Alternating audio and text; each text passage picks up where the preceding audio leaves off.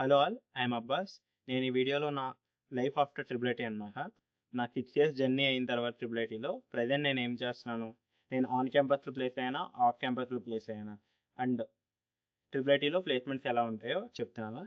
Apart from this, మన ఛానల్లో also student useful videos వస్తాయన్నమాట. లైక్ జాబ్స్ కోసం, ఇంటర్న్షిప్స్ కోసం, పార్ట్ టైంలో మనీ ఎలా ఎర్న్ చేయాలి, ఇలాంటి వీడియోస్ అయితే వస్తాయన్నమాట. So do subscribe. Okay, video అయితే స్టార్ట్ చేద్దాం. లాస్ట్ వీడియోలో చాలా మంది అయితే కామెంట్ చేశారు, ఏమని ట్రిపుల్ ఐటీలో అయితే ప్లేస్మెంట్ బాగా రావట్లేదు అండ్ స్టూడెంట్స్ చాలా మంది ఇంటి దగ్గరే ఉంటున్నారు అంటే చాలా మంది చూస్తారు కదా, వాళ్ళైతే కామెంట్ చేశారనమాట, ప్లేస్మెంట్ బాగా రావట్లేదు, అసలు ఎవరికి జాబ్స్ రావట్లేదు అని. బట్ దీనికి ఒక మేజర్ రీజన్ అయితే ఉంది. యాక్చువల్లీ ఇప్పుడైతే ప్రజెంట్ జాబ్ మార్కెట్ అయితే ఎక్కడా బాగాలేదు. ఐఐటి స్టూడెంట్స్ కూడా అలాగే ఉన్నారు, ఎన్ఐటి వాళ్ళు కూడా అలాగే ఉన్నారు, ట్రిపుల్ ఐటీ వాళ్ళు కూడా అలాగే ఉన్నారు. కమింగ్ టు బ్యాక్ ఇయర్స్ 2020 ముందు, అంటే కోవిడ్ టైమ్స్ ముందు చాలా మంది ప్లేస్ అయ్యారు అనమాట. అంటే టోటల్ 1000 మెంబర్స్ ఎవ్రీ ఇయర్ ఒక ఇన్స్టిట్యూట్కి వెళ్తే, సపోజ్ ట్రిపుల్ ఐటీ శ్రీకాకుళమే అనుకుందాం, ఇయర్కి వచ్చేసి 1000 మెంబర్స్ ఉంటారు కదా, ఈ 1000 మెంబర్స్లో అరౌండ్ 600 మెంబర్స్ అయితే ప్లేస్ అయ్యారు అనమాట. అంటే డిఫరెంట్ డిఫరెంట్ కేటగిరీస్ ఉంటాయి కదా మళ్ళీను. కొంతమంది గవర్నమెంట్ జాబ్స్కి వెళ్తారు, కొంతమంది ఎంటెక్ చేద్దాం అనుకుంటారు, కొంతమంది యూపీఎస్సీ ప్రిపేర్ అవుతారు.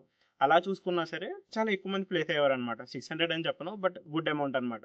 బట్ ప్రజెంట్ ఉన్న జాబ్ మార్కెట్లో అయితే చాలా తక్కువ మంది అవుతున్నారు. అరౌండ్ మా క్లాస్లోనే చూసుకుంటే 60 మెంబర్స్ ఉంటే ఒక 20 మెంబర్స్ వాళ్ళకి జాబ్ ఇంట్రెస్ట్ లేదనుకుందాం.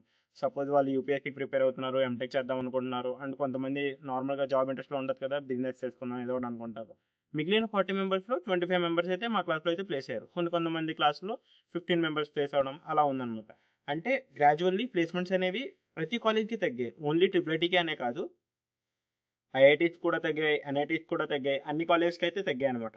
సో ఈ టైంలో మనం ట్రిపుల్ ఐటీని బ్లేమ్ చేయలేం, ట్రిపుల్ ఐటీలో జాబ్స్ రావట్లేదని. బట్ జాబ్ మార్కెట్ అయితే ప్రజెంట్ ఇలా ఉంది.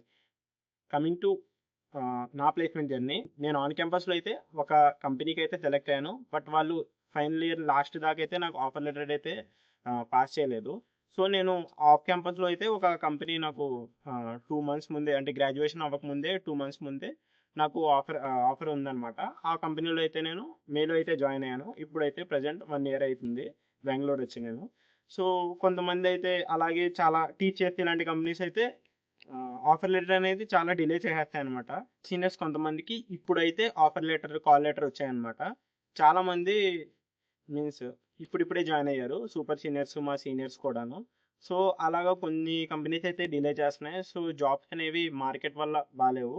సో ఇదొక మెయిన్ రీజన్.